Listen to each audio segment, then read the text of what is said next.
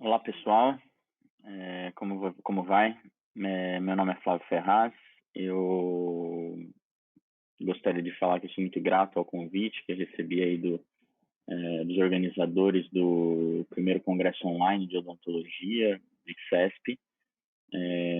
Gostaria de saudar aí a todos os participantes desse evento, todos os colegas que vão assistir essa aula e dizer que para mim é uma grande honra, uma grande felicidade poder participar do aprendizado de todos vocês, principalmente nesse período de pandemia que nós estamos vivendo, né, nesse período difícil, mas que trouxe algumas mudanças nas nossas atitudes, mudanças na nossa forma de aprender, na nossa forma de estudar, e isso tem aumentado bastante o alcance das aulas, do conhecimento, na realidade.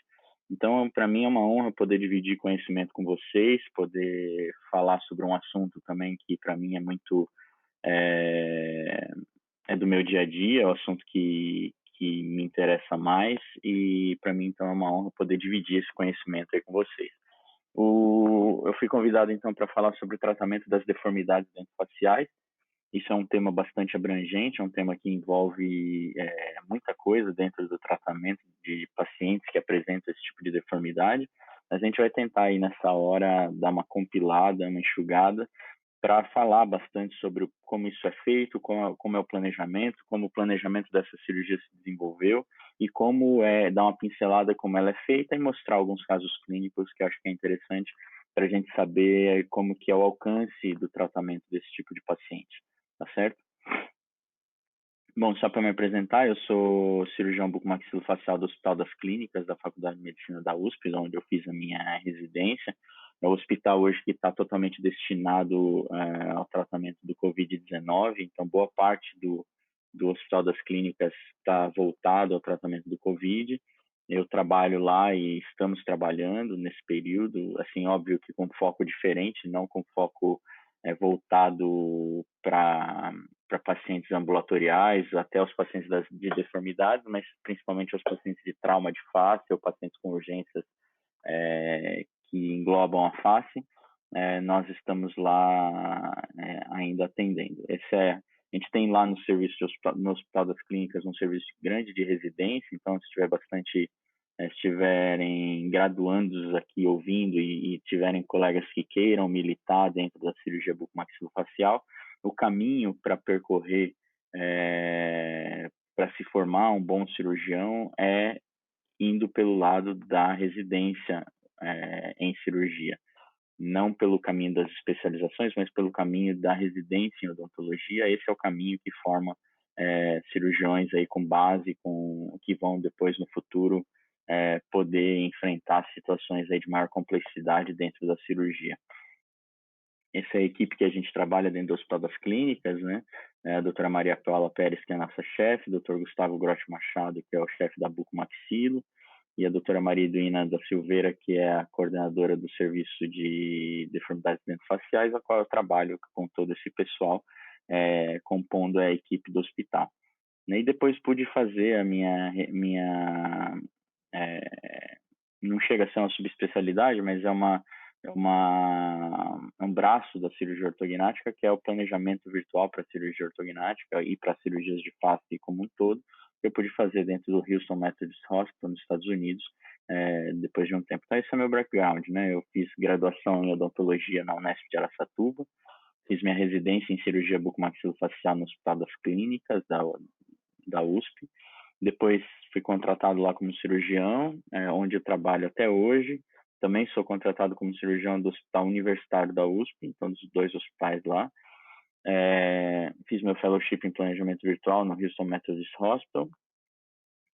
Concluí meu mestrado há pouco tempo agora em ortodontia pela São Leopoldo Mandic e faço a minha prática privada na Clínica São Pierre desde 2003, trabalhando somente com cirurgia bucomaxilofacial, cirurgia ortognática, implantes, coisas voltadas aí para a nossa cirurgia, né?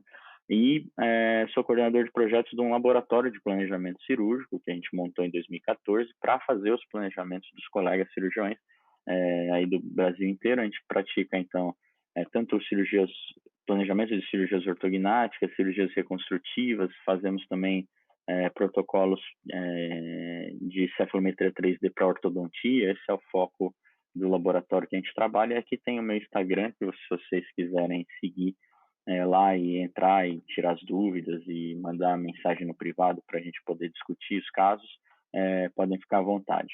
Tá? Aqui está a plataforma do HC, que a gente tem divulgado para doação, para quem quiser aí se sentir à vontade de repente, fazer algum tipo de doação para o Hospital das Clínicas no enfrentamento do Covid. Esse é o link, né, o QR Code para você poder fazer a sua doação, você que quer colaborar com os profissionais da saúde lá do Hospital das Clínicas no tratamento do Covid-19. Né? Nosso objetivo aqui, então, é falar sobre um pouco de diagnóstico e planejamento das deformidades, né?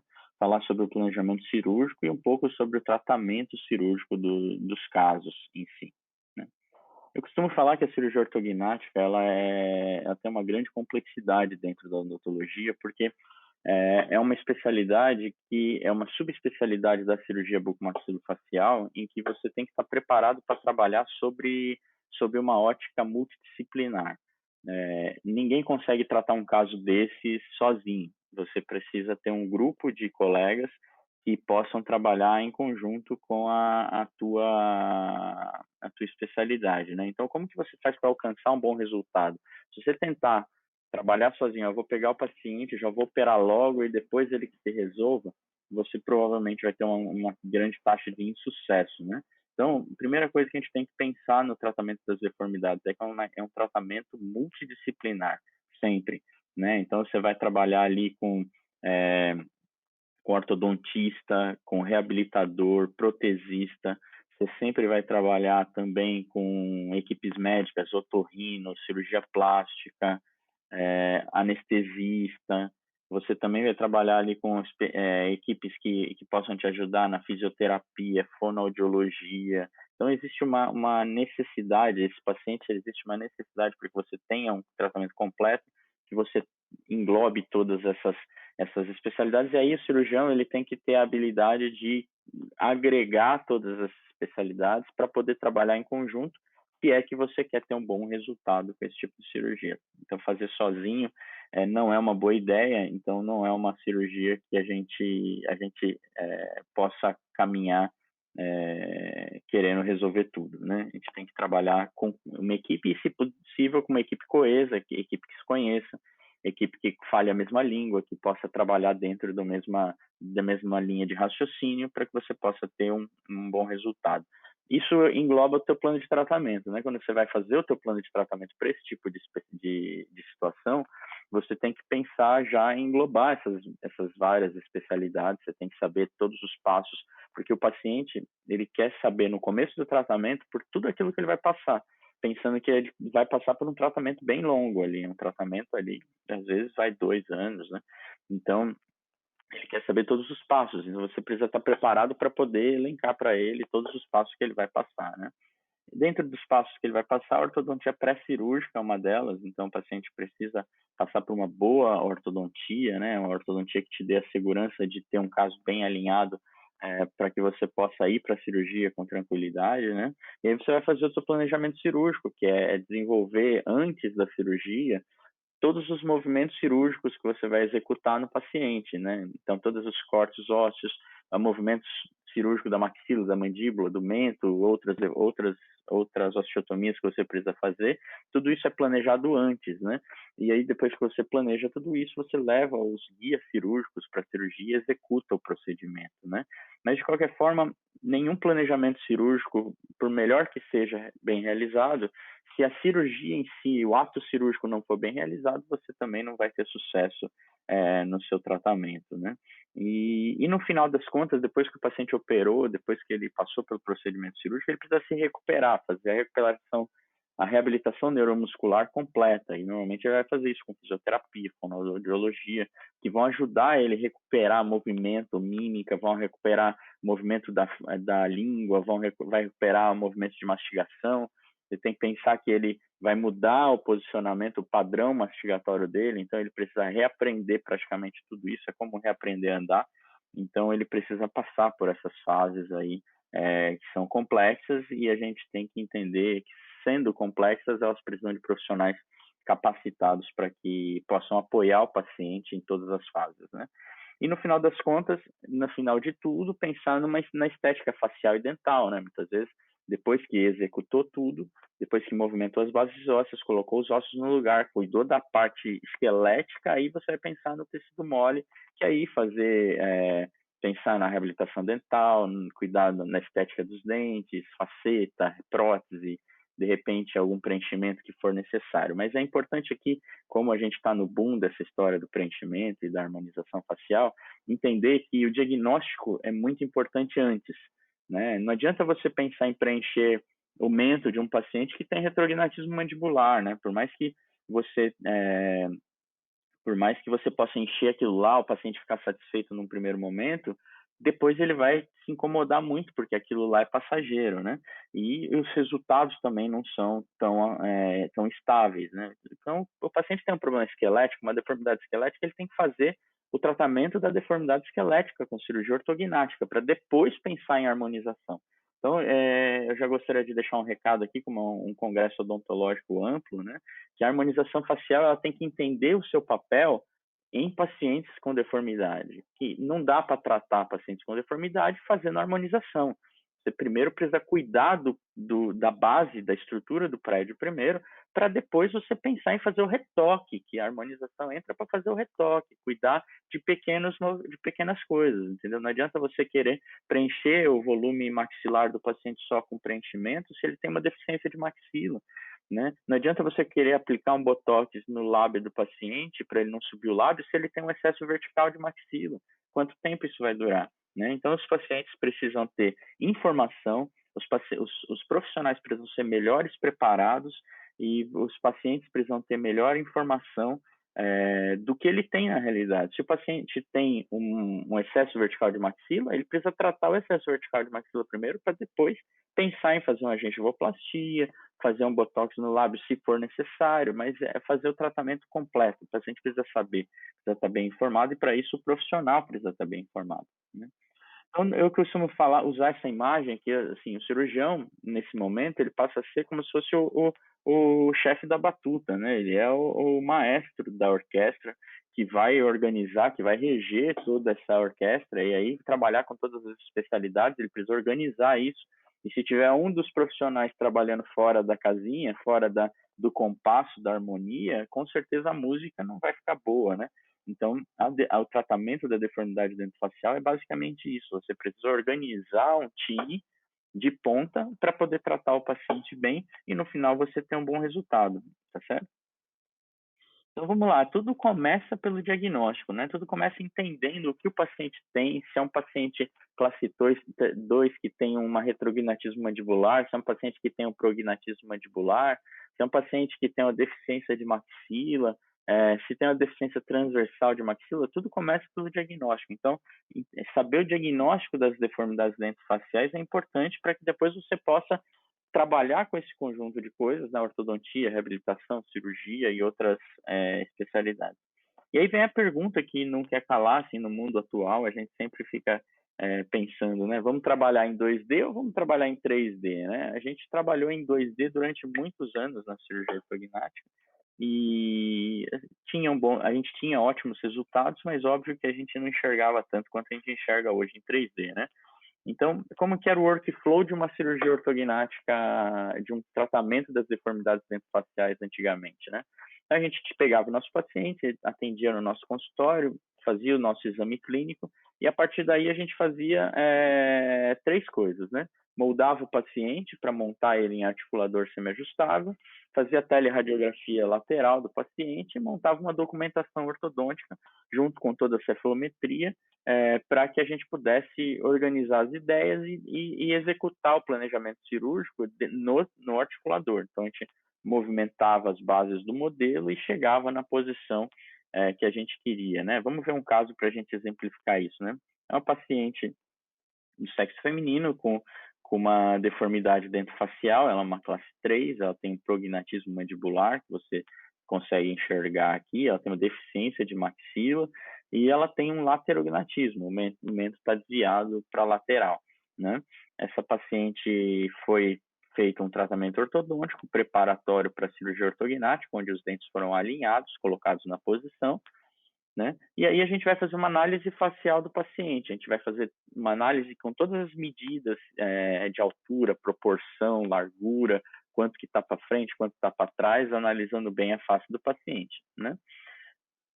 Depois, antigamente, a gente pegava uma radiografia, teleradiografia lateral, colocava ela no negatoscópio e ia fazer as medidas do nosso caso. Então, veja, uma paciente classe 3, com prognatismo mandibular e assim, um grande prognatismo do mento, né? Uma deficiência de maxila. E a gente começa aí a traçar as nossas linhas de referência. Depois a gente fazia o que a gente chamava de traçado predictivo.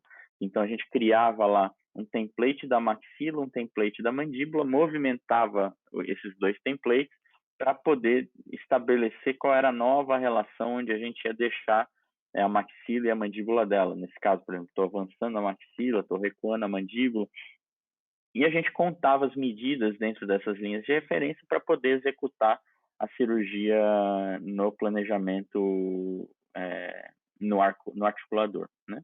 A questão é que a gente faz uma análise facial que é tridimensional, então a gente avalia o paciente no vertical, no anteroposterior, no transversal, checa as assimetrias do paciente, e a gente depois vai para uma análise bidimensional, né? Então, quando a gente vai para uma análise bidimensional, a radiografia, teleradiografia lateral, a gente perde algumas informações que são transversal, as assimetrias do paciente, né? E depois a gente vai para uma cirurgia de modelos, que é uma cirurgia de modelos que é baseada nas medidas da análise facial, nas medidas da radiografia, do traçado predictivo que você fez, e baseado na cirurgia de modelos, que aí é uma cirurgia de modelo tridimensional, né? Então, quando a gente vai para o articulador, a gente tem os modelos montados na posição que a paciente morde, né, na oclusão inicial da paciente, e a gente vai executar ali os movimentos. A gente faz um corte no gesso, tanto superior quanto inferior, movimenta as bases ósseas e encaixa naquela posição, baseado em todas essas medidas que a gente fez. O problema é que quando a gente faz esse tipo de procedimento no articulador, a gente não está enxergando exatamente o que está acontecendo com esse movimento dentário que eu estou fazendo, o que está repercutindo na face, no esqueleto do paciente. Então, a gente sempre ia com bastante dúvida para a cirurgia se esse movimento que a gente executou era um movimento que deveria ser executado no paciente realmente, né? A gente operou vários pacientes, assim, dentro da minha formação, muitos, centenas de pacientes assim, com ótimos resultados, mas dependia bastante de uma grande experiência para que a gente pudesse chegar numa posição de estética facial. Veja, essa paciente antes e depois. Então, a paciente no pós-operatório, vejo que a gente conseguiu um bom alinhamento facial, um bom contorno da face, a gente conseguiu ali uma linha média bem centrada, né? Então, a gente conseguiu um bom resultado na paciente, um contorno ali do sorriso, do arco do sorriso, um contorno legal, um contorno bacana, que era o que atendia exatamente as necessidades do paciente, né? Então, a gente avançou a maxila, recuou a mandíbula, conseguimos ali um bom contorno. Então, isso no planejamento, na forma de planejar antiga, né? Então, saímos de uma oclusão ali em classe 3, né? O paciente tinha uma deformidade e depois o alinhamento final. Importante dizer nessa paciente que essa paciente, ela na fase da adolescência dela, apesar de já manifestar a deformidade em classe 3, ela foi tratada ortodonticamente na tentativa de compensar o problema. O que é compensar o problema? É você tentar colocar os dentes numa posição que eles se toquem, que eles se encaixem, mas mesmo com as bases esqueléticas erradas, né? Então já dá para pensar que assim, isso é um tratamento difícil de ser executado, depende de uma experiência em ortodontia enorme e muitas vezes não dá certo. Por quê? Porque as bases esqueléticas estão erradas. Você tenta compensar os dentes e nessa tentativa de compensar os dente se move para onde está o osso. A tendência do dente sair do osso é muito grande. Então, quando você tem um caso esquelético, o ideal é pensar na cirurgia ortognática. não tentar compensar o caso ortodonticamente, porque nessa você acaba tendo insucesso, chega num momento que você não consegue mais compensar e tem que dizer ao paciente, olha, agora eu preciso de uma cirurgia ortognática. E o pior, você tem que voltar a ortodontia para o início para poder aí sim executar a cirurgia. Então, nada melhor do que você partir por um bom diagnóstico, esclarecer bem o paciente, para que o paciente possa saber que o caso dele é cirúrgico, e aí ele vai ser preparado para a cirurgia ortognática, pelo ortodontista, para a gente poder chegar num bom resultado sem grandes repercussões, né? Quando a gente faz um tratamento de deformidade dentofacial, a gente tem que pensar na questão da precisão, né? Quando você faz um planejamento, eu quero, por exemplo, avançar 10 milímetros da maxila, você tem que conseguir executar esses 10 milímetros de avanço da maxila, né? Muitas vezes na cirurgia de modelo, nos planejamentos convencionais, a gente não consegue executar exatamente o que a gente planejou. Então a gente tem um descompasso entre análise facial, a cirurgia de modelos, aquilo que acontece na cirurgia ortognática, né? E a gente obtém bons resultados, mas muitas vezes a gente queria avançar 10 e avançou 8, 7, né? Mesmo assim, o paciente ainda chega num bom resultado, mas não era exatamente aquilo que a gente estava procurando, né? Então, o diagnóstico 3D veio nos ajudar bastante nessa questão, para que a gente pudesse tratar melhor os nossos pacientes. Como que isso evoluiu, né? Como que foi a evolução do planejamento cirúrgico nas cirurgias ortognáticas, né? Então, isso na década de 80 até 2000, mais ou menos, o que a gente tinha é isso que eu mostrei para vocês até agora, né? O plano traçado predictivo, e a gente tinha a cirurgia de modelos, que era o que a gente executava. E, na realidade, foram os grandes avanços da cirurgia ortognática em si.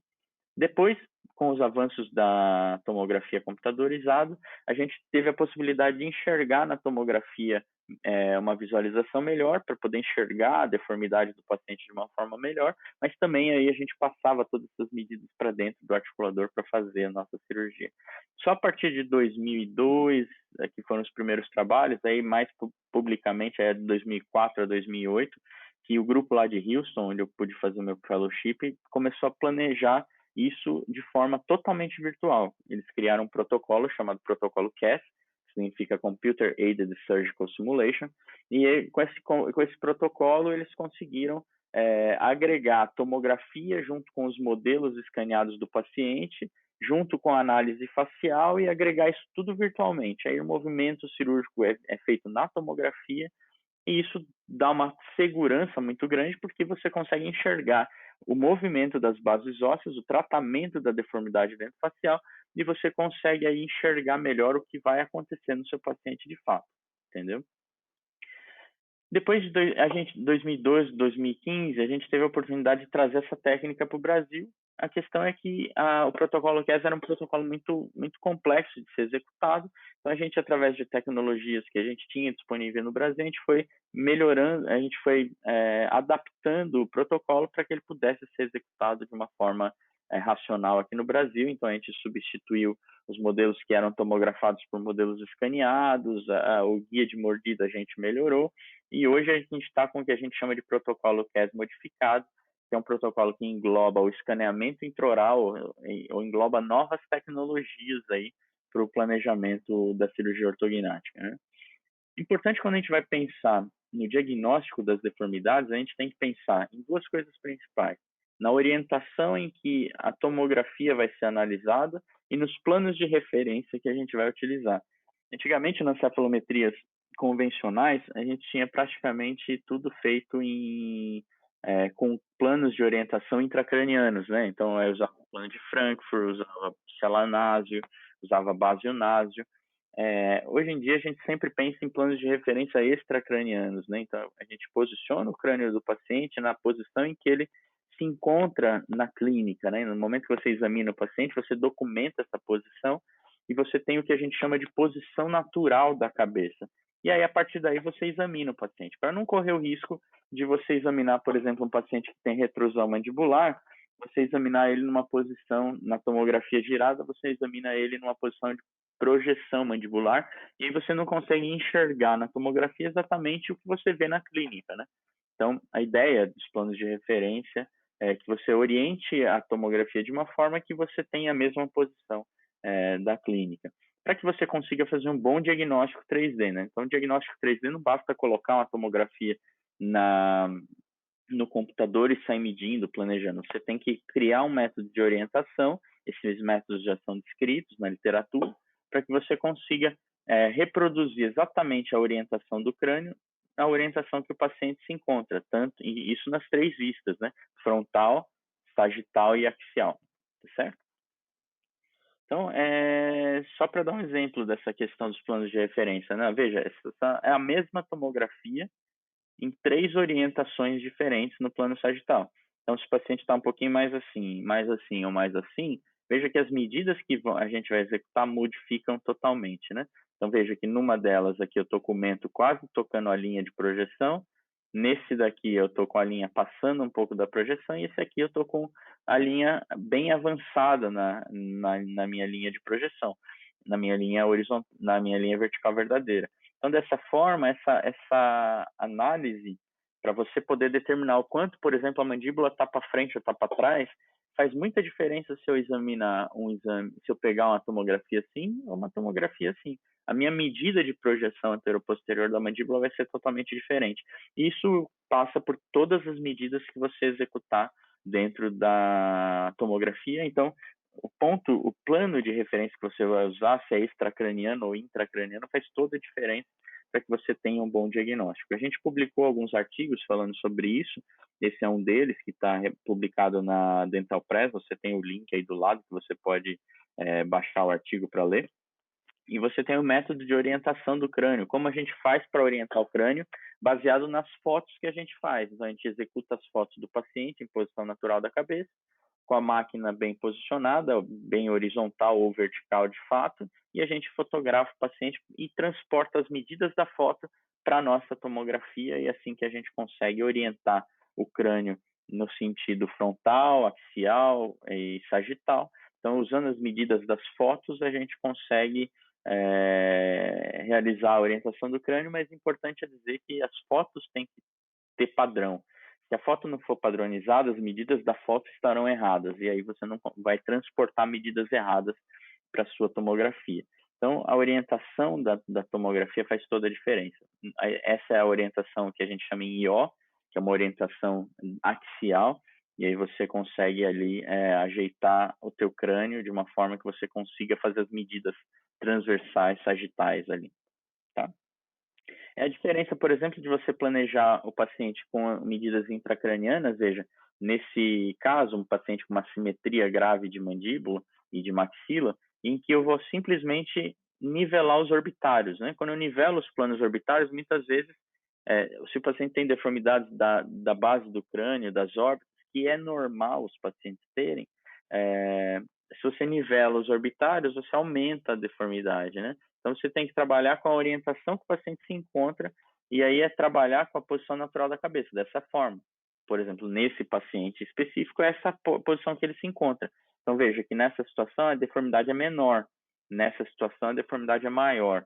Então, você precisa ter bem o conceito da orientação para que você consiga medir e diagnosticar o paciente. Na realidade, as medidas que você vai executar da deformidade do paciente em si faz parte do diagnóstico para que você possa executar um plano de tratamento. Esse plano de tratamento engloba, eu vou jogar vou operar a mandíbula para jogar 5 milímetros para o lado, ou vou operar a mandíbula para jogar 10 milímetros para o lado. Essa variação pode ocorrer de acordo com a orientação que você põe o teu paciente. Então, isso faz todo sentido do ponto de vista de diagnóstico da deformidade. Também na determinação do paciente do quanto ele é classe 2, quanto ele é classe 3, porque essa inclinação sagital também faz todo sentido, tá? É para isso que a gente, dentro da cirurgia ortognática, executa um protocolo fotográfico, né? Então, a gente tem uma sequência de fotografias feitas em posição natural da cabeça e com a máquina em posição ortogonal, e aí você tem que padronizar isso, e aí você poder executar as fotos dessa forma do seu paciente, aí nas fotos você consegue transportar as medidas para o crânio e executar um bom plano de tratamento, tá? Então, essa é a sequência de fotos que a gente executa dos nossos pacientes para que a gente possa fazer todas as medidas que a gente executa. E aí a gente vai para a nossa cefalometria 3D. Né? Nossa cefalometria 3D, a gente hoje trabalha com os protocolos OrthoLite da VS Lab, e a gente vai ali fazer a nossa cefalometria, que é colocar nossa tomografia bem orientada, e aí, a partir daí marcar os pontos anatômicos e aí checar o quanto a gente tem de desvio mandibular, o quanto a mandíbula está para frente, o quanto a maxila está para trás.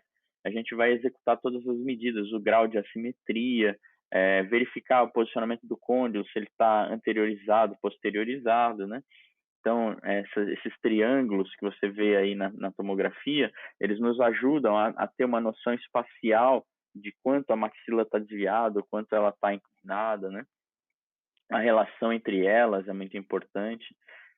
A análise sagital da face da tomografia, o quanto que isso está para frente ou para trás, isso tudo baseado principalmente na análise de tecidos moles, né? Então, na tomografia a gente consegue uma fidelidade boa dos tecidos moles e a gente consegue executar essas medidas, né?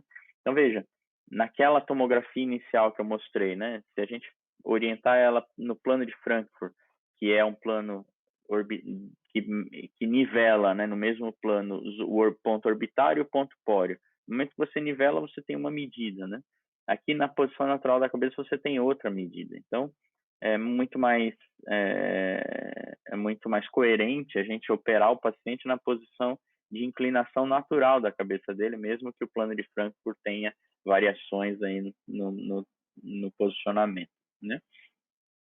Então, com isso, a gente consegue executar todas as nossas medidas e aí sim fazer medidas que também vão ajudar o nosso ortodontista a fazer o tratamento ortodôntico dele, né? Então, quando a gente vai pensar nos pontos de avaliação, a gente tem que executar todos os planos da deformidade e dos dentes também, para que você possa pedir para o teu ortodontista um alinhamento, subir um dente aqui, acertar outro dente lá, para que você possa, no final das contas, ter um dente, uma oclusão bem encaixada.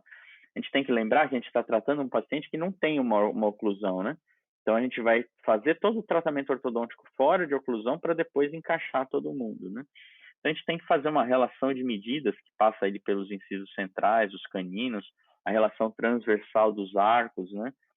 A centralização dos arcos no osso basal e a articulação temporomandibular, que é fundamental de avaliação, né? Então, a gente vai pegar na tomografia quais são as inclinações dos dentes, em relação dos dentes com o processo alveolar. Veja, nesse caso, a gente está com o dente fora do processo alveolar e bem verticalizado, a gente vai precisar projetar ele um pouquinho para frente e colocar ele mais dentro do osso para que depois a gente possa mover a base óssea, né? Então, essas medidas aqui, essa relação não só a interincisivos, mas na realidade do incisivo com o seu processo alveolar é muito importante para você passar essa informação ao ortodontista e ele poder fazer um plano de tratamento adequado, né? Então, com a tomografia, hoje em dia, os planejamentos melhoraram muito, que a gente consegue aí chegar numa boa posição. E a ideia é que a gente trabalhe com uma situação em que a gente tem um arco que vai se encaixar no pós-operatório, né? Então, a gente consegue simular isso. Hoje, com os escaneamentos intraorais, a gente consegue fazer a simulação do posicionamento e a gente consegue chegar ali numa boa posição de oclusão. Antes da cirurgia, a gente já consegue saber como que vai ficar a nossa oclusão. Então, aqui, dois arcos articulados, checando o posicionamento dos caninos, né, que tem que fechar bem em classe 1, molares tem que fechar bem em classe 1, para que você tenha estabilidade da oclusão no pós-operatório, tá? Então, aqui é a oclusão pré-operatória dela e como a gente vai ficar no pós-operatório dessa paciente, checando ali os contatos e tudo mais, né? Tanto no frontal, quanto, veja, na esquerda a gente tem a oclusão, na direita a gente tem a oclusão pré-operatória, na esquerda a gente tem a oclusão pós-operatória. E a gente consegue checar isso virando também, checando por dentro. Então, os recursos que a gente tem hoje de imagem 3D, tanto da tomografia quanto dos escaneamentos, são fantásticos para que a gente possa determinar exatamente como a gente vai ter os contatos oclusais e tudo mais. A relação transversal dos arcos é muito importante para eu saber se eu vou ter um arco compatível, né, na região de molares, se eles vão se encaixar é muito comum os pacientes terem atresia de maxila, e aí no momento que você avança a maxila, ela não encaixa na mandíbula, então você precisa ter essa medida para poder checar se você vai precisar fazer uma expansão do arco prévia, se você pode segmentar os arcos para poder encaixar isso numa melhor posição. Então, essas medidas são super importantes. E a centralização do osso basal, né? O quanto o osso basal está centralizado na face e entre eles.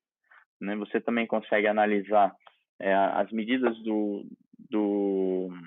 escaneamento intraoral dentro do esqueleto, né? Eu não acredito muito quando você tem um modelo solto no espaço. O modelo, para mim, tem que estar inserido dentro do contexto do crânio, para que aí sim você consiga medir exatamente os movimentos que você vai executar no arco dentário. Por exemplo, olhando nessa visão, eu consigo saber a relação do plano sagital mediano com os dentes. E aí, o plano sagital mediano, esse em amarelo, e o quanto esses dentes vão precisar mudar de posição. E se essa modificação de posição ela precisa ser dentária, com aparelho ortodôntico, ou se eu vou ter que cirurgicamente modificar o posicionamento dessa maxila.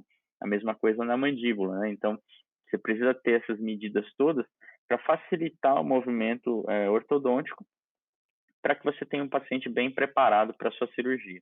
Né, das noções de alinhamento e tudo mais, isso facilita bastante o tratamento ortodôntico. E depois checar bem a posição de articulação e a saúde articular dentro de uma cirurgia de deformidade dentofacial é super importante. Tem que pensar que a saúde articular é a base para o seu movimento cirúrgico. Se você tiver uma articulação doente, com artrose, com degenerações do disco, com alterações de movimento, você provavelmente vai ter um insucesso no movimento que você vai executar na face. Então, cuidar da saúde articular do paciente faz todo sentido antes de mexer no conjunto facial. Né? Então, para isso, essas medidas, essas análises da articulação a fundo são muito importantes no tratamento das deformidades. Veja, aqui a gente tem um côndilo facetado, ele está um pouco desgastado no sentido anterior, e depois a gente foi diagnosticar que esse paciente tem um deslocamento dos discos da articulação temporomandibular, e aí a gente parte para uma outra análise, né? Não só da deformidade dentofacial, mas a análise conjunta da articulação. Veja, nos frontais, todos os cortes seriados da articulação, todas as imagens ali que mostram, veja, esse espaço, por exemplo, esse espaço articular, ele está um espaço que não está simétrico, o côndilo não está sentado no centro da cavidade ou um pouco na frente, como ele deveria estar. Isso mostra provavelmente que eu tenho um deslocamento do disco, o disco deveria estar aqui em cima e ele provavelmente está anteriorizado. Então aí já é um sinal para você pensar num diagnóstico aí através de ressonância magnética, para que você consiga avaliar. Então essa é a imagem da ressonância magnética de uma ATM, dessa ATM passada que eu mostrei aqui. Então quando você olha a ATM dela, vamos desenhar aqui para vocês entenderem onde está o disco, né? Que eu sei que é um pouco mais difícil de enxergar, né? Então a gente tem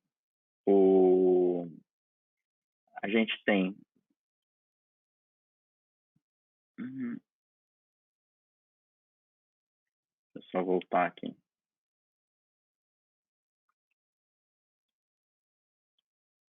Só para vocês enxergarem o disco aqui. Então a gente tem aqui, nessa ressonância, o côndilo.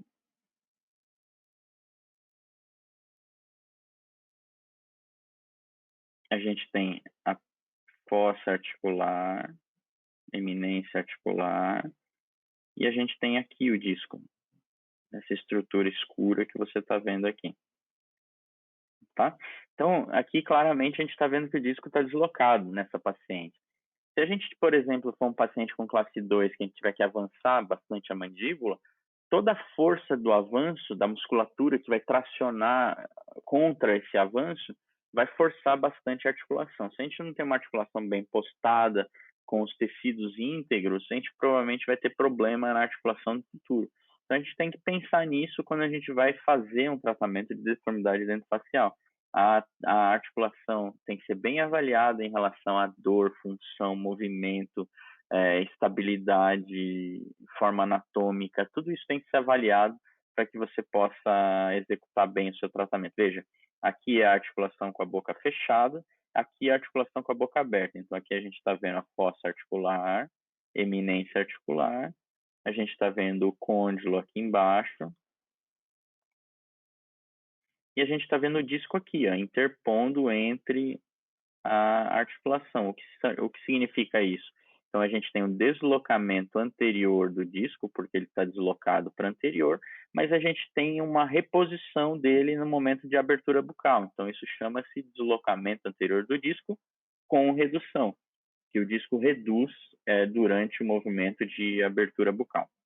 Entendido? Então, vamos voltar a projetar aqui.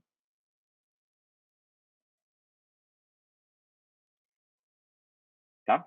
Então, a análise da articulação ela é super importante, antes de tudo, para que você possa definir se você tem articulações saudáveis para poder ir para o tratamento aí da sua deformidade como um todo. E aí vem o planejamento em si das cirurgias ortognáticas, que aí hoje em dia a gente faz esse planejamento inteiro em 3D. Então, o workflow da cirurgia ortognática mudou do que a gente fazia no passado, porque a gente faz hoje, nessa década praticamente. Então, a gente faz a nossa avaliação clínica do nosso paciente, depois a gente vai fazer o protocolo fotográfico com a função de análise facial e com a função de ajuda na orientação do crânio composto. Depois a gente vai fazer a moldagem ou escaneamento intraoral do paciente, né? Vamos fazer o registro oclusal, a gente precisa fazer um registro de mordida para levar o paciente numa posição de relação central, para que o paciente, durante a tomografia, garanta que a mandíbula dele está na posição correta, né? Feito tudo isso, a gente vai enviar esses dados para um laboratório, o laboratório vai checar os dados todos que você montou do teu paciente, e aí o laboratório vai limpar a tomografia, tirar os artefatos, tudo aquilo que suja a tomografia em si, né? Vai fazer a orientação do crânio composto nas fotos, vai substituir os dentes da tomografia pelos dentes do escaneamento, vai fazer as osteotomias, criar os pontos cefalométricos e depois estabelecer a oclusão final do teu paciente. Quando eles estabelecerem isso, o laboratório, junto com o cirurgião, numa videoconferência ao vivo, né? Então, faz uma videoconferência que hoje está virando moda dentro da pandemia, mas os laboratórios de planejamento já fazem isso há bastante tempo. O nosso laboratório já faz desde 2014. Então, a gente faz uma videoconferência com o cirurgião vê a nossa tela e a gente vai manipulando o software com ele para chegar na melhor posição. Definiu, essa é a posição da maxila, é a posição da mandíbula, a posição do mento.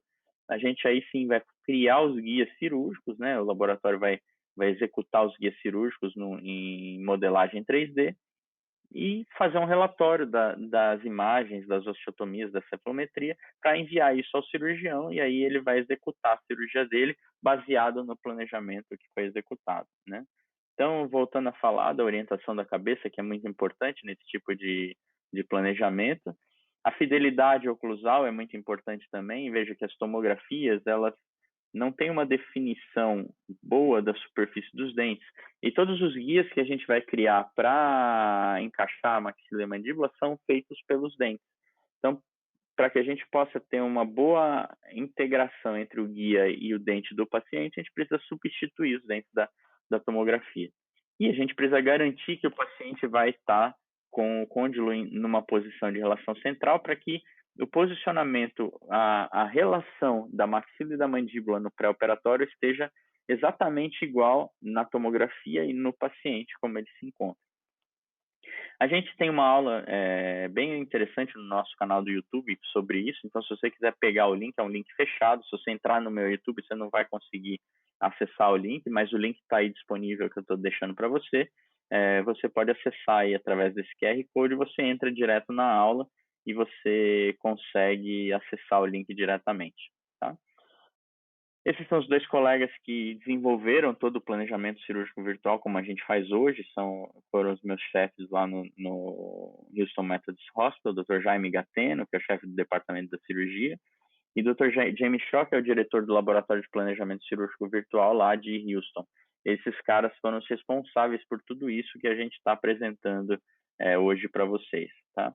Então, a gente modificou o protocolo deles, né? Fizemos uma modificação para que a gente possa agregar novas tecnologias, e o nosso protocolo hoje, aqui no Brasil, o protocolo CAS modificado, ele foi publicado, está sendo publicado em vários artigos aí ao longo da literatura, em que a gente está podendo mostrar, comprovar a eficácia desse tipo de protocolo.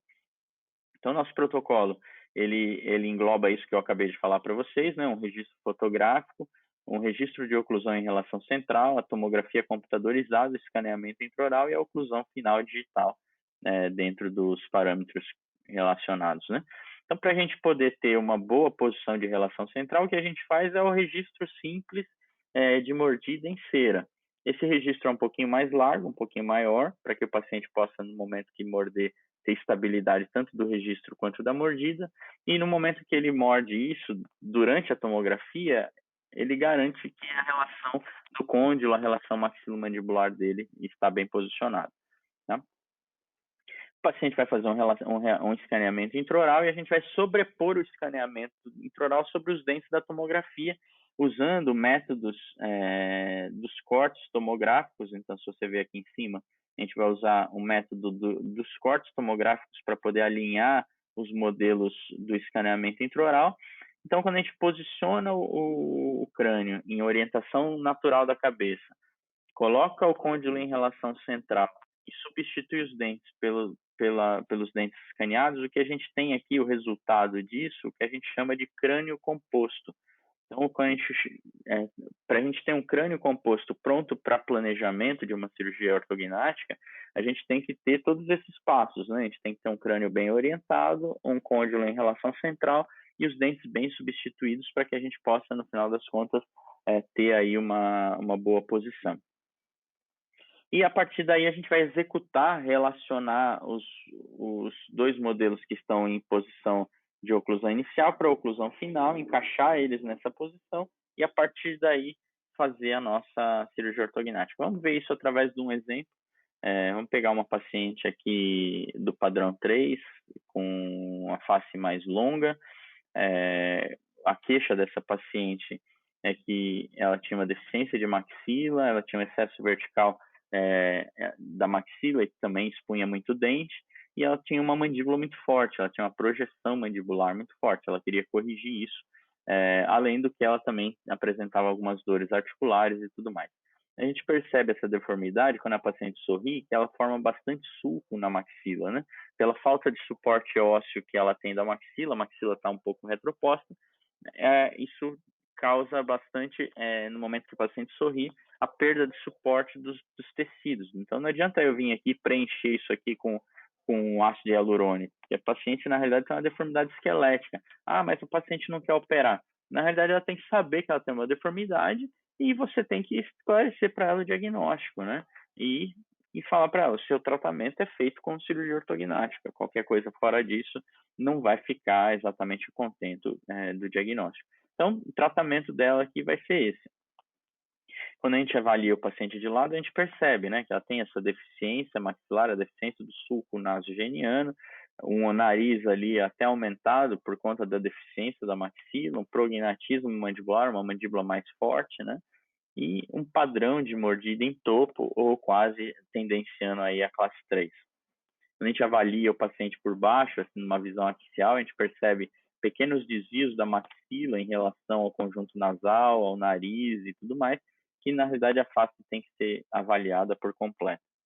Veja aqui uma foto do outro lado, dizendo as mesmas coisas, né?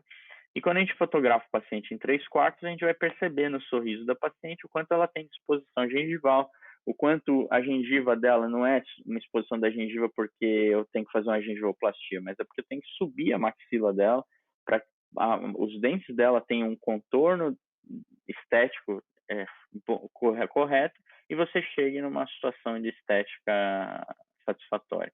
Essa visão a gente consegue enxergar o paciente como um todo, né? A relação da maxila e da mandíbula junto com o contorno facial.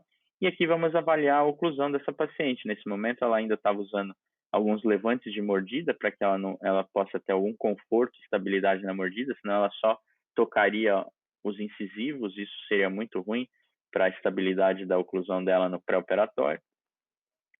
Aqui a avaliação da radiografia panorâmica, a avaliação das articulações, em si, nada muito específico para dizer aqui, né? Só mostrando os cortes da tomografia que a gente vai fazendo para avaliar aqui, por exemplo, avaliando nos cortes do ramo mandibular, onde está a presença do canal mandibular. Isso é muito importante o cirurgião determinar para que ele possa saber o nível da osteotomia sagital que ele vai executar, né? Tanto de um lado quanto do outro. Veja que aqui o canal mandibular está coladinho na cortical vestibular, e no momento que ele abrir a sagital, isso vai ser um problema, né? Então, as análises aqui feitas com os traçados, uma simulação 2D da face da paciente no pré e pós-operatório, como no pós-planejamento, para a paciente poder ter uma ideia de como ela vai ficar no pós-operatório. E a gente vai aí para a simulação cirúrgica virtual, que é a modificação do posicionamento da maxila e da mandíbula para essa paciente. Então, nessa paciente, o que a gente vai fazer? De acordo com o diagnóstico dela, nós vamos fazer um avanço da maxila, vamos fazer uma impacção maior posterior do que anterior, para poder levantar o plano oclusal dela, vamos fazer esse avanço verticalizando melhor os dentes. Com isso, existe uma rotação no sentido horário da mandíbula, isso diminui a projeção mentoniana, e a gente ainda vai fazer um pequeno ajuste do mento para melhorar o contorno, a estética facial dela. Então, aqui são as medidas que a gente executa, tanto no pré-planejamento como no pós-planejamento, medidas de simetria que a gente não tinha nos planejamentos antigos, a gente tem agora no planejamento virtual. Então, aqui a gente consegue executar exatamente aquilo que a gente vai fazer, e aqui a gente vai criar os guias cirúrgicos, os splints cirúrgicos da oclusão, para que a gente possa levar isso para a cirurgia e executar exatamente aquilo que a gente fez no computador. Então, o que a gente vai fazer, né? A cirurgia ortognática, ela começa ou pela maxila ou pela mandíbula. Nesse caso específico, é uma cirurgia começando pela maxila. Então, aqui eu tenho o pré-planejamento, a posição intermediária com a maxila operada e a mandíbula não operada. Então, a gente vai criar um guia cirúrgico nessa posição. Para, na cirurgia, eu soltar a maxila, encaixar nesse guia cirúrgico, fixar a maxila, e aí depois soltar a mandíbula e fixar. Então, a gente nunca solta a maxila e mandíbula junto. A gente vai soltar a maxila primeiro, fixar, depois soltar a mandíbula, colocar em oclusão final e fixar, como está mostrando aqui nesse esquema. Tá? Então, tanto no frontal quanto no perfil. Todas as medidas que a gente vai executar na cirurgia ortognática já são determinadas, então a gente já vai para a cirurgia sabendo onde a gente vai tirar de osso, onde a gente vai desgastar, onde a gente vai cortar, se a gente tem que aumentar, se a gente tem que fazer algum enxerto, se no momento que a gente modificar alguma coisa a gente vai ter alguma estrutura nobre. Então, tudo isso a gente já consegue determinar no planejamento. Veja, que nessa situação em que a mandíbula vai rodar para trás, o quanto eu vou ter que tirar de osso aqui do ramo do corpo mandibular para a mandíbula vir se encaixar de forma correta, né? E aí, todas as medidas que a gente vai executar na cirurgia, esse é o mapa da cirurgia em si. Veja aqui a conferência da oclusão pré-operatória do modelo articulado em virtual com a oclusão dele. Isso tem que ter coerência, isso tem que estar certinho para a gente poder determinar se a gente está trabalhando com um planejamento que vai ser fiel no futuro, né? E aí a gente vai para a cirurgia, né? Então, nesse caso aqui já é o transoperatório. Então, a gente está vendo aqui a maxila operada, está vendo a incisão da maxila aqui, depois eu falo um pouco mais sobre a cirurgia, e aí já está fixada aqui com a posição do splint intermediário. Então, nessa posição em que a maxila está operada, a mandíbula não está operada, eu vou criar esse splint é esse daqui, vai ser impresso em impressora 3D, e eu vou levar isso para a cirurgia, soltar a maxila, encaixar no splint, fixar a maxila nessa posição, através do bloqueio maxilomandibular. Fez a maxila, eu vou soltar esse splint, vou fazer a osteotomia da mandíbula, encaixar na posição e finalizar minha cirurgia. Então, vejam, aqui a maxila, o movimento cirúrgico da maxila, e aqui exatamente o que aconteceu. Então, a osteotomia Lefort 1 é uma osteotomia que a gente executa com bastante frequência na cirurgia ortognática, em que a gente solta a base do septo nasal, solta a base da parede lateral nasal, e faz um corte lateral englobando toda a maxila até a região do tuber e solta ali atrás o processo pterigoide. Com isso, a gente movimenta tridimensionalmente a maxila. Achou a posição final, a gente vai fixar com placas e parafusos. Essas placas são permanentes, elas vão ficar aí para o resto da vida do paciente, e vai ser fixado esse movimento cirúrgico nessa posição. Essa é a nova posição que a maxila vai exercer, e aí a gente espera depois que tenha a consolidação desses contatos ósseos para que a paciente possa voltar a estabelecer a sua atividade mastigatória, né? Depois que terminou a cirurgia da maxila, a gente vai fazer a osteotomia sagital da mandíbula. A osteotomia sagital, ela engloba uma osteotomia que é feita acima da língula da mandíbula, na região dentro do canal mandibular. Então, pela medial da mandíbula, a gente vai fazer um corte superior à entrada do canal, à entrada da língula da mandíbula, descer pela região ali do trígono retromandibular, e a gente vai depois descer aqui na frente, ver uma osteotomia vertical na altura ali dos molares, para poder soltar essa região anterior, né? Com isso, a gente consegue, fazendo dos dois lados, soltar a mandíbula e consegue ali trazer o posicionamento novo desses segmentos e fixar isso com placa e parafuso numa nova posição, tá? Tanto de um lado quanto do outro. Veja, aqui a outra osteotomia sagital, aqui estão os dentes, a região do terceiro molar estaria aqui.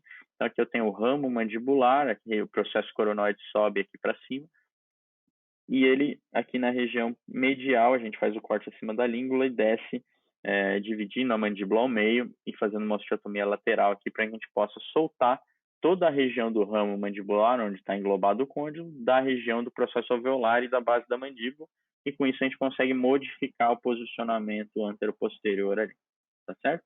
Aí, feitos os desgastes, ajustes ósseos, a gente vai fixar isso numa nova posição com placa e parafuso, tá?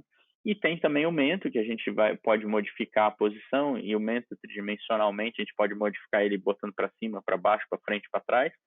E a gente gosta de usar isso fazer isso através de uns guias cirúrgicos, que antigamente a gente não tinha, hoje a gente tem a possibilidade de fazer. Esses guias cirúrgicos vão me dar a posição de corte, vão me dar a posição do corte e vão exercer a posição e vão me garantir a posição dos furos, né? Então, a gente tem aqui a posição final executada com a modificação do mento. A gente vai fixar isso nessa nova posição e soltar o guia cirúrgico, garantindo que essa posição que eu fiz é exatamente aquilo que eu fiz no computador, tá? Então, pós-operatório da paciente, a paciente, obviamente, depois de uma cirurgia dela, começa a inchar bastante, vai se alimentar somente de alimentação líquida durante ali algum tempo, e nesse tempo ela vai começar a fazer fisioterapia e começar a fazer restabelecimento da função mastigatória, e ela vai desinchando, né? Essa paciente aqui, o pós-operatório de um mês depois da cirurgia, ou seja, ela já desinchou bastante, mas ainda tem algumas variações de alteração de movimento, né? Aqui a paciente com 2 meses de pós-operatório, e aqui a paciente com 6 meses de pós-operatório, para vocês verem como é o desenvolvimento do pós dessa paciente. Então, aqui sorrindo, veja que o lábio não sobe muito no pós-operatório, de um mês, depois 2 meses de pós-operatório, depois ali 6 meses de pós-operatório, onde ela já tirou o aparelho ortodôntico, ela já removeu o aparelho. Aqui no sagital, a mesma coisa. Veja como o lábio dela projetou, veja como a região paranasal projetou também um pouco a ponta nasal. Tudo isso é feito pelo movimento esquelético, né? Tem gente que fala, eu posso fazer isso com ácido hialurônico, com preenchimento? Não, porque na realidade você não está tratando a paciente, você está mascarando o problema de fato, e óbvio, daqui a pouco ela vai se incomodar de novo com essa situação. Então, deixa para fazer os preenchimentos e a parte facial depois que tratou de fato a deformidade, né? Então, aqui o paciente com 1 mês, aqui com 2 meses de pós-operatório. Veja o preenchimento aqui que dá na região paranasal por conta do avanço maxilar, que era o que ela precisava fazer. Até o nariz diminuiu de tamanho, diminuiu de volume. Então, agora eu tenho um novo contorno facial, uma harmonização de fato entre aquilo que eu tinha e aquilo que eu tenho agora, que é o contorno. O que a gente espera? Que o lábio superior fique um pouco à frente do lábio inferior e que o mento fique um pouquinho atrás do lábio inferior. Com isso, agora eu tenho um tratamento definitivo da deformidade, dando harmonia facial, dando estética e dando função da paciente. Aqui, 6 meses após, a gente tem aqui o que a gente alcança ali de perfil facial para paciente. É sorrindo 1 mês após, 2 meses após, 6 meses após, com a avaliação da dinâmica facial dela. Tá aqui 1 mês, 2 meses após, 6 meses após, a gente vê que a correção do volume gengival que ela tinha foi feita através da impacção da maxila, perdão, e com o giro do plano oclusal. Então, no momento que eu giro o plano oclusal, eu tenho uma correção do arco do sorriso e eu tenho ali uma harmonia entre o sorriso, lábios, tecidos tegumentares dela, de forma definitiva. E a correção da oclusão também, que é o mais que é tão importante quanto, que é o restabelecimento de uma boa oclusão, de uma oclusão funcional, que vai trazer conforto e estabilidade oclusal e articular para essa paciente ao longo da vida dela. A gente está falando aqui de saúde articular, tá? Então, aqui o paciente com as chaves de oclusão estabelecidas, linha média estabelecida, relação de caninos bem estabelecida, e ali uma oclusão funcional estável, que vai se manter ali durante a fase de tratamento, e aí aqui depois de tirar o aparelho, a paciente vai estar ali numa situação confortável e estável. Vamos ver isso agora em outros pacientes, de uma forma mais rápida, para a gente ir caminhando para o final da aula. Então, uma paciente também classe 3, também com deficiência da maxila, do contorno maxilar. Essa paciente precisa fazer um avanço da maxila. Veja que ela tem um desvio da linha média importante. Esse desvio da linha média se dá porque foi feita uma extração de canino dela. Ela tinha um canino no palato que não foi conseguido chegar na posição do arco dentário. Então, ela foi preparada dessa forma. Com esse desvio da linha média, a gente precisa fazer um planejamento para girar a maxila, avançar a maxila dela, para resultar no preenchimento da face dela. Então, o que vai preencher esse sulco?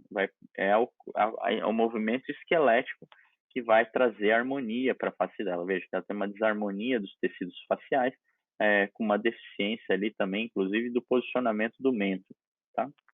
Então, ali, feito um planejamento cirúrgico, onde a gente vai fazer o avanço maxilar, a correção da linha média da maxila, reposicionar a mandíbula e colocar o mento na posição correta. Como que isso é feito, né? Então, isso é feito através de uma osteotomia LEFOR1. A osteotomia LEFOR1, ela é uma osteotomia que a gente inicialmente faz uma dissecção, uma incisão e uma dissecção dos tecidos ali do fundo do vestíbulo, deixando um tanto de mucosa alveolar ali, de mucosa mole, para que a gente possa fazer esse corte, levando também a musculatura inserida aqui e descolando todo o tecido que recobre a parte óssea até quase a abertura do forame infraorbitário. A gente também vai descolar toda a cavidade nasal, separando toda a mucosa da cavidade nasal da parte óssea esquelética que está da base da cavidade nasal, que ao contrário é o osso do palato.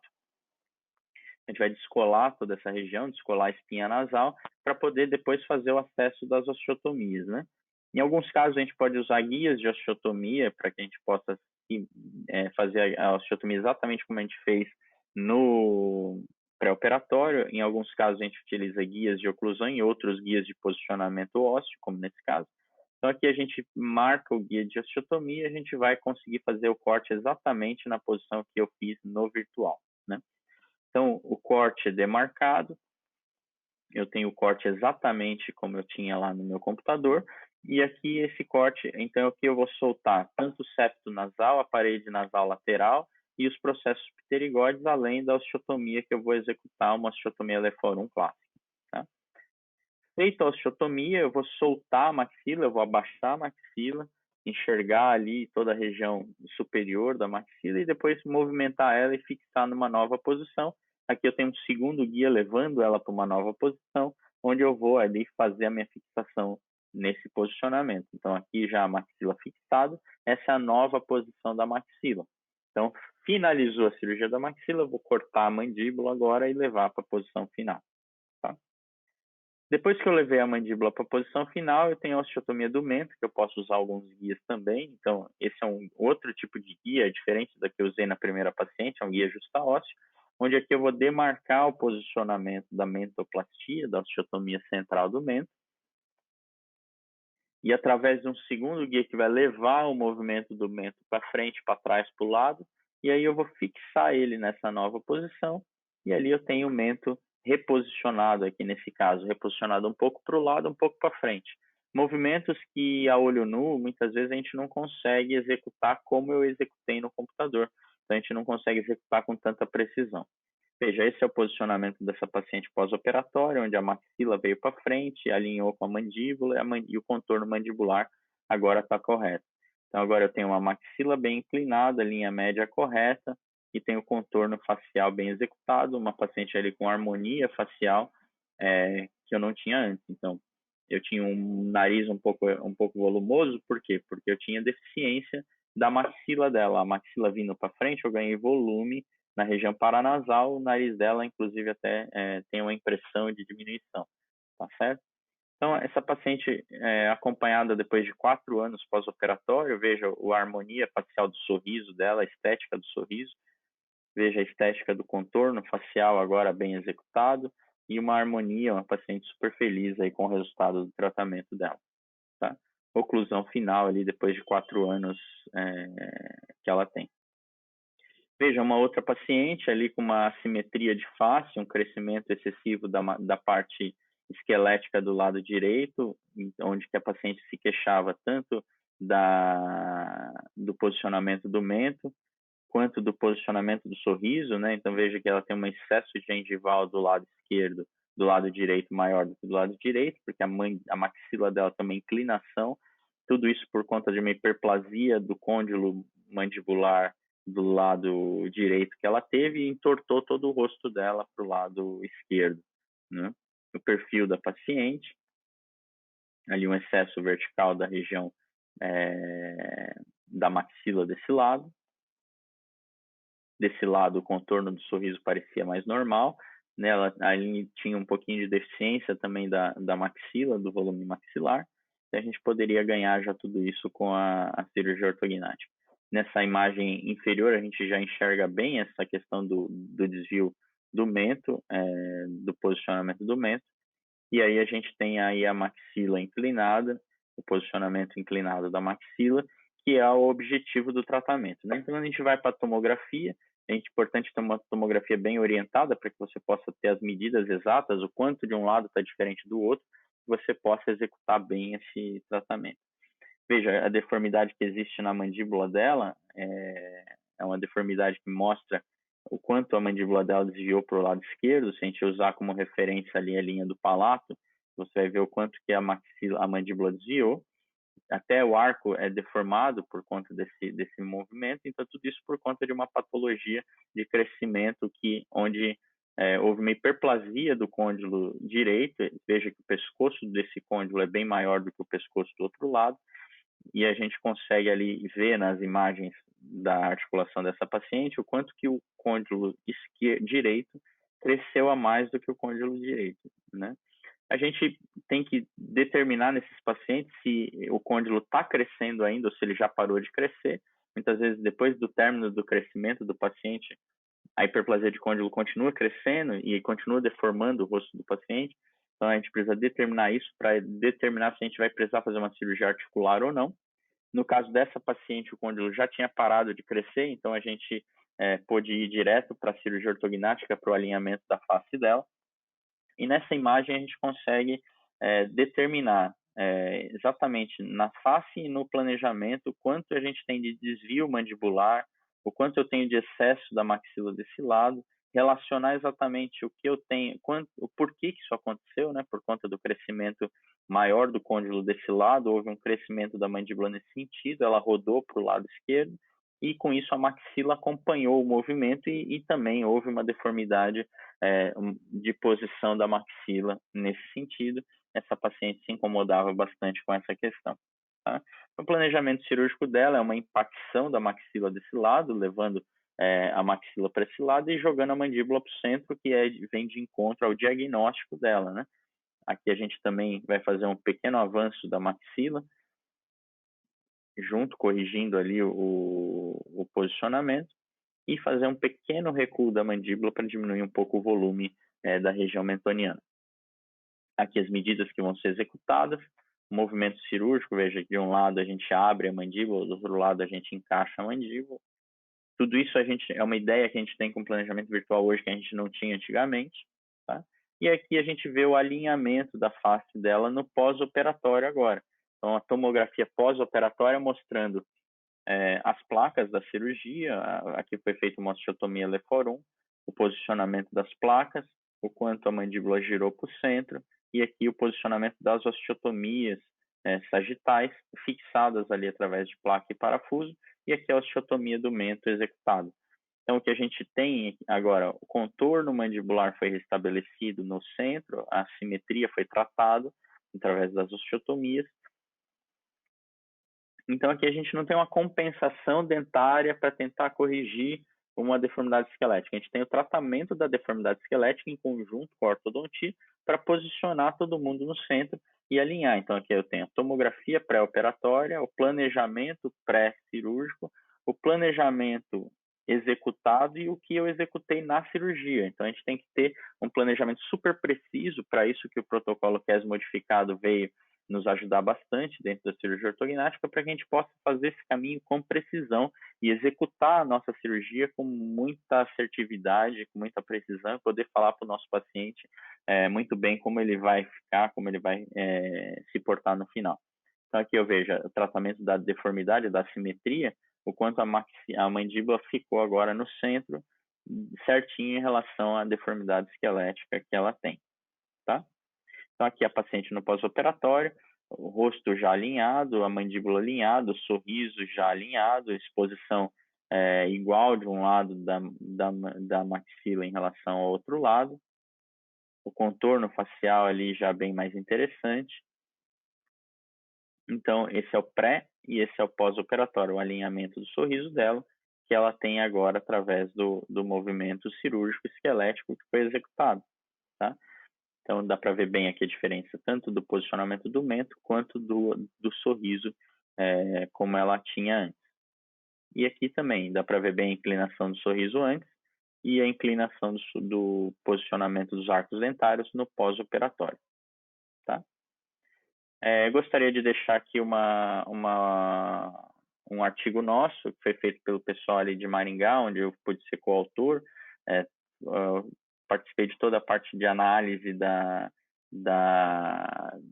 desse trabalho. É um trabalho bem interessante do professor Lioge, lá de Maringá, onde que ele analisa a acurácia do nosso planejamento cirúrgico 3D para a cirurgia ortognática. Está aqui o QR Code do artigo. É muito interessante para você ver a precisão do protocolo QES e como isso é executado dentro da cirurgia ortognática como um todo.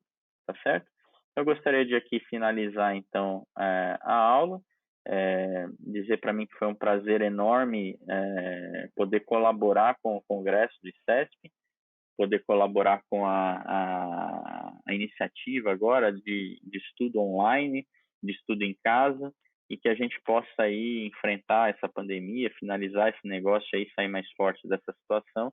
A gente tem tratado pacientes diretamente de Covid lá no HC, e a gente vê quanto esses pacientes estão sofrendo com toda essa questão, muito mais do que a gente sofrendo dentro de casa na quarentena, estão sofrendo os pacientes lá na UTI que estão com uma situação aí bem complicada de saúde. Então, é para isso que a gente está aí tentando colaborar ao máximo com essas iniciativas de aprendizado online, para que todo mundo possa ficar confortável em casa, aprendendo, gastando seu tempo com coisas boas, saudáveis, tá bom? A gente já fez um curso de planejamento intensivo em planejamento virtual online, que a gente fez agora em maio, dia 18 de maio, e a gente pretende fazer um outro curso agora, talvez em julho, para também colaborar aí com o estudo de vocês. Então, quem está interessado aí na área de cirurgia ortognática e de planejamento virtual, fica o convite aí para me acompanhar nas redes sociais, onde a gente vai divulgar aí o próximo curso aí logo mais em julho, provavelmente. Tá bom? No meu Instagram também, no meu canal do YouTube tem uma outra webinar sobre cirurgia ortognática na atualidade, para os ortodontistas aí que quiserem acompanhar. Se alguém quiser o link, é só me chamar pelo Instagram, eu mando o link para vocês poderem assistir, tá bom? Então, eu gostaria de agradecer bastante, principalmente na pessoa da Maria Isabel, que foi uma colega que trabalhou comigo no Hospital do Mandaki há muitos anos atrás, eu imagino que ali entre 2004 e 2005, que a gente trabalhou junto no Hospital do Mandaki, e ela que me convidou para dar essa palestra aí para vocês. Eu gostaria de agradecer bastante aí na pessoa da Maria Isabel, cirurgiã bucomaxilo colega aí nossa, e deixar aqui o contato da nossa clínica, que é a Clínica Saint-Pierre, onde a gente executa os nossos tratamentos cirúrgicos, o contato do laboratório de planejamento cirúrgico, que é o VSLab, e o meu contato pessoal, que é Flávio Ferraz Bucomaxilo. Você pode aí no Instagram acrescentar e seguir aí as novidades cirúrgicas que a gente vai colocando, tá bom? Muito obrigado pela participação de todos vocês, grande abraço, até a próxima. Tchau, tchau.